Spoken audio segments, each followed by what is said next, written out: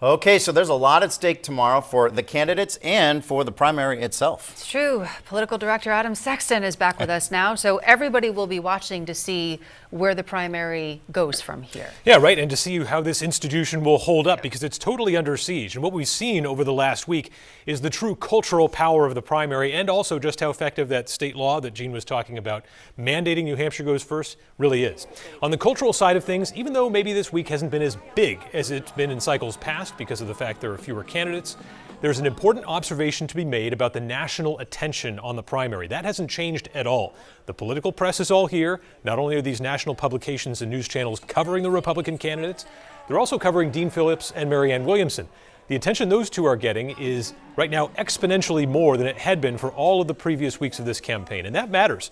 The DNC is seeing this, the White House is seeing this, people across the country are hearing that President Joe Biden is rejecting participation in the New Hampshire primary.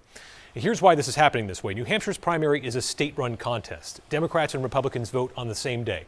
As we've seen this cycle, when it comes down to it, the national parties don't have a lot of control over what happens here. It's very different from what we saw in Iowa. There, the Democrats gave up on their tradition, and they could not have been more invisible while we were there in the days ahead of the caucus. Contrast that with all of the action and attention around the Biden-Riden effort, which has been grabbing headlines, and of course all the Democrats who are here.